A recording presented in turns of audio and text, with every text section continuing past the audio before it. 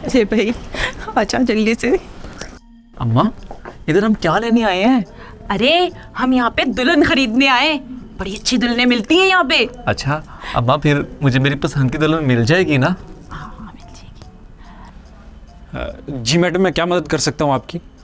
भाई मुझे अपने बेटे के लिए ना बड़ी कोई प्यारी खूबसूरत सी अपनी मर्जी की दुल्हन चाहिए।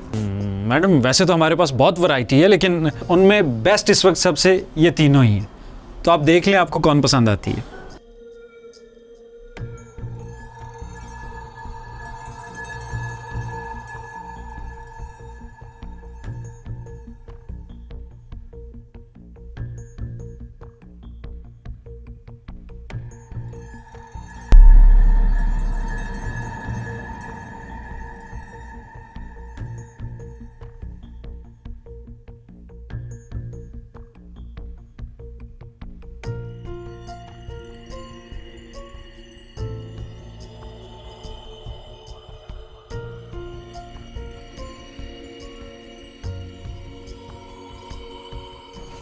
अच्छा तो इसमें क्या खास बात है? मैडम ये पढ़ी लिखी है, खूबसूरत है, जॉब कर रही है, 1 लाख रुपया सैलरी पे। हाँ घर के काम नहीं जानती, हाँ अंडा उबालना और चाय बनाना आता है, लेकिन वो भी सिर्फ अपने लिए। जॉब करती है ना तो ज़्यादा बिजी रहती है। अपनी कमाई का 50% तो ये अपने ऊपर स्पेंड करेगी, बाकी 50% जो है वो घर पे खर्च कर सकती। अच्छा तो ये जहेज में कुछ लेके आएगी? कुछ ज़रूरत का सामान बस, उसके अलावा कुछ नहीं। घर और गाड़ी? नहीं, अमीर बाप की बेटी नहीं है, जॉब करती है और ये जो सब कुछ कर रही है वो भी खुद अपने पास से कर रही है। और ये क्या खूबी रखती है? ये नादिया है, अमीर बाप की बेटी है, शौहर को घर गाड़ी बिजनेस सब कुछ देंगे, लेकिन घर का कोई काम नहीं करेगी ये। हाँ अलबत्ता इसकी शर्त ये है कि घर का काम नौकर नहीं करेंगे, बल्कि सास और नंद करेंगी।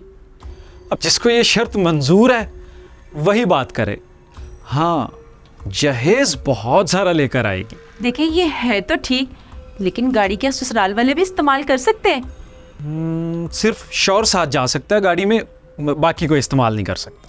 हाँ, इसका कद देखा है कितना छोटा है।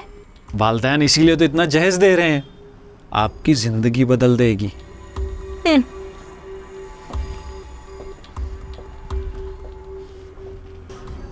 और ये जो है इनमें क्या खूबी है?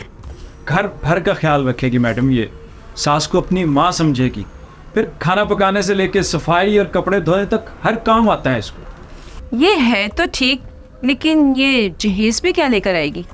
नहीं मैडम, जहेज में कुछ नहीं है, इसके घर वाले जहेज अफोर्ड नहीं करते। हाँ लेकिन ऐसी लड़की आपको कहीं नहीं मिली। अम्मी मुझे वो पसंद है।